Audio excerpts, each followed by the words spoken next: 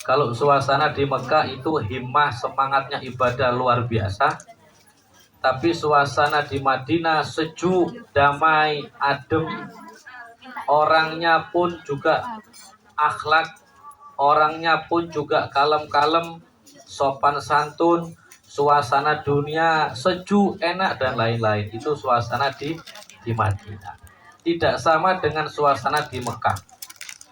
Lalu salah satu teman saya tanya seperti ini, Beb, kira-kira Mekah sama Madinah lebih mulia mana? Atau Ka'bah dengan Gusti Kanjeng Nabi lebih mulia mana? Kok suasana ini kok sangat lain. Kita di Mekah seperti itu, semangatnya ibadah luar biasa, tetapi masuk ke Madinah suasana sejuk, damai, tenang, orang-orangnya juga dermawan semua. Apa yang membedakan seperti itu? Kira-kira Ka'bah sama Rasulullah lebih mulia mana? Pusat agama kita ada di Mekah, khususnya ada di Ka'bah. Itu dibandingkan dengan makomnya Rasulullah lebih mulia mana? Saya berpikir sekitar 5 menit. Kira-kira lebih mulia mana ya? Seperti itu. Terus saya teringat salah satu hadis qudsi di mana Allah Subhanahu wa taala memberikan bersabda, berkata kepada Nabi Muhammad, laulaka ya Muhammad, kalau tidak karena kamu wahai Muhammad, maka saya tidak akan ciptakan semua ini. Kalau tidak ada Nabi Muhammad, nggak ada Mekah. Kalau nggak ada Nabi Muhammad, nggak ada dunia.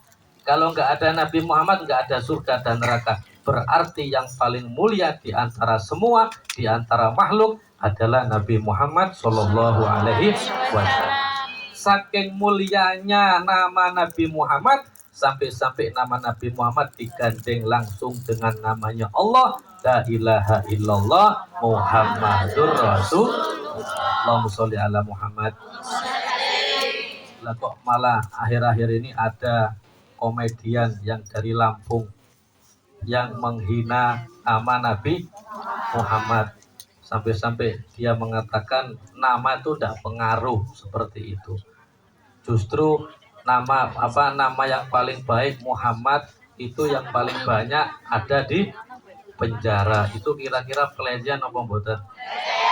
Al-Imam Muhammad Al-Busiri yang menciptakan Qosida Burda Maulaya Sholli Wasallim Daiman Abada sampai terakhir, beliau mengatakan, saya mengandalkan keselamatan saya ketika pada hari akhirat dengan nama saya. Kenapa? Namanya adalah Muhammad. Berarti Bu, orang yang namanya Muhammad insya Allah selamat. Orang yang namanya Muhammad insya Allah selamat masuk surga. Bagaimana ada orang yang namanya Muhammad kok jadi maling? Ya, yang masuk surga namanya saja. Orangnya tetap digebui, ngoten nggih. Nah, itulah adalah keadilan Allah Subhanahu wa taala. Allahumma sholli ala Muhammad. Dengan terinspirasi dengan Nabi Muhammad sallallahu alaihi wasallam, ya, maka saya akan 1 jam ke depan akan memberikan tausiah.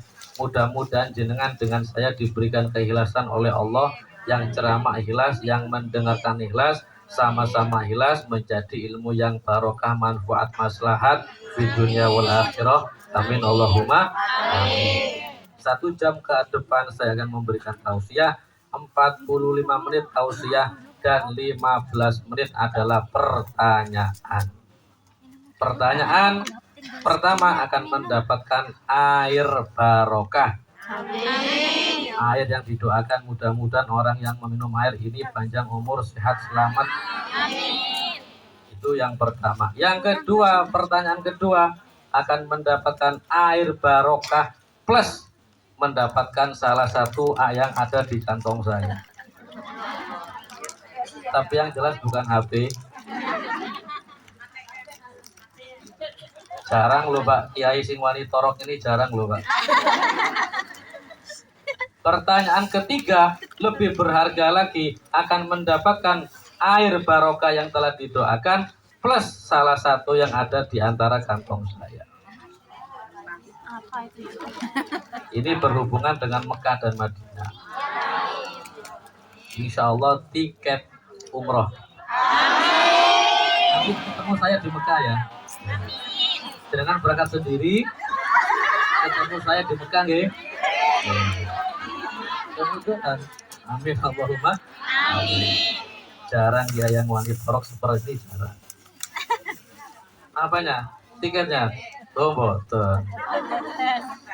Ya, yang pertanyaan terakhir yaitu hadiah umroh gratis. Jangan berangkat, nanti ketemu saya di Allahumma sholli ala Muhammad. Saya akan memberikan sesuatu yang ada hubungannya dengan Rasulullah, yang tertulis di kitab ini, yang sering dengan baca kitab tiba ini kan, kitab tiba yang sering dengan baca. Pertanyaannya tidak lepas, tidak keluar dari apa yang saya ceramahkan seputar salah satu tokoh, jenengan catat, atau nanti ada beberapa poin jenengan catat. Saya bertanya, ada berapakah ini ciri-ciri ini, dan sebutkan, dan disebutkan ada 3, umpamanya sebutkan 1, 2, 3. Kalau bisa menjawab akan mendapatkan hadiah yang telah saya sebutkan. Mohon ibu-ibu panitia minta 3 aqua, 3 air mineral. Kalau di Indo kan aqua semua Bu ya, beli aqua semua. Ya, 3 air mineral.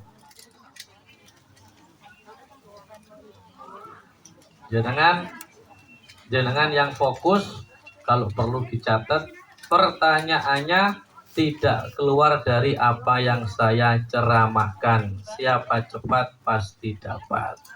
Allahumma sholli ala Muhammad. Ini isi tausiahnya ya serba mendadak. Ya, oke, matur suwun. Siap nggih?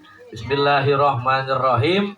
Disebutkan di kitab Tiba Al-Hadis Susani an Atha ibni Yasar an Kahbil Ahbar qala alamani abi Taurata ila sifran wahidah kana yahtimuhu wa yadkhilhu sunduk. Disebutkan hadis yang kedua bahwa zaman dahulu ada orang yang bernama Atha bin Yasar. Yasar ini adalah seorang pendeta Yahudi yang hidup sebelum di zaman Gusti Kanjeng Nabi.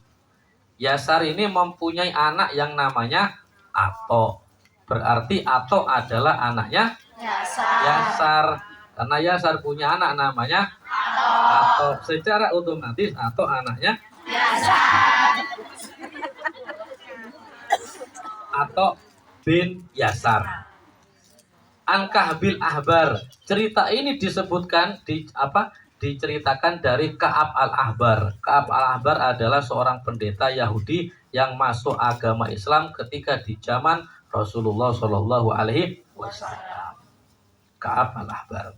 Qala alamani, si Atha bin Yasar ini bercerita, qala alamani, saya diajari oleh Abi. Qala alamani Abi Taurah, saya belajar kitab Taurat dengan bapakku yang bernama Pak Yasar. Mulai bab pertama sampai terakhir saya mengkaji tafsir kitab Taurat. Illa sifran wahidah, kecuali 1 lembar saya tidak diajari oleh bapakku.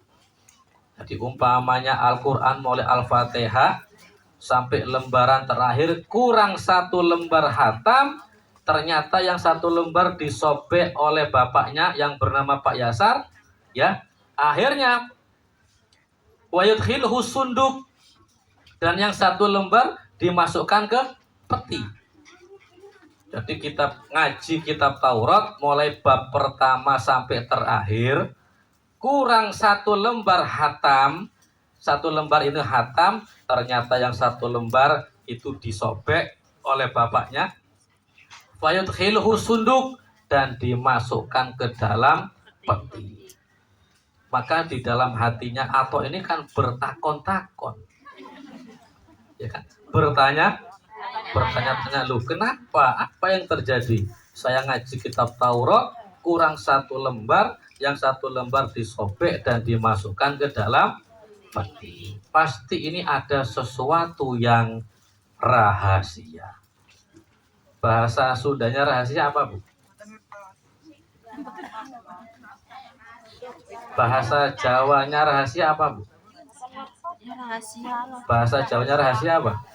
Rahasia. Oh, ini orang Filipina semua ya? Bahasa Jawanya rahasia apa, Bu? Rahasia tetap. Rahasia. Nggih. Wadi. Apa? Wadi itu kan yang buat bangun itu. Wadi. Oh, ternyata wong Jawa kurang Jawane nih. Rahasia itu kalau bahasa Jawanya rohosio. Ya, rohosio. Nah, si Atok ini di dalam hatinya mengatakan pasti ada rahasia dengan 1 lembar yang sengaja disobek oleh bapak dan dimasukkan ke dalam peti. Pasti di situ terletak peta harta karun. Akhirnya bagaimana? Falamma mata abi, dan ketika bapak meninggal dunia, bapak yang bernama Pak Yasar meninggal dunia, fataftuhu, maka aku buka peti tersebut. Ternyata di dalam peti tersebut yang ada 1 lembar yang disobek, faida fihi nabiyyu yahruju akhiruz zaman. Ternyata yang 1 lembar yang sengaja disobek oleh bapak, di situ ada ramalan nanti akan datang nabiyyu akhiruz zaman, mauliduhu bi Makkah, lahirnya di Makkah, wa hijratuhu bil Madinah, pindah hijrahnya ke Madinah, wa sultanuhu bisyam, dan masa-masa kejayaan Islam ada di negara Syam. Syam sekarang menjadi negara Syria. Jadi negara Syria. Syam itu di mana letaknya? Syam itu letaknya di mana? Jangan tahu? Syam itu letaknya dekatnya Samsuipo.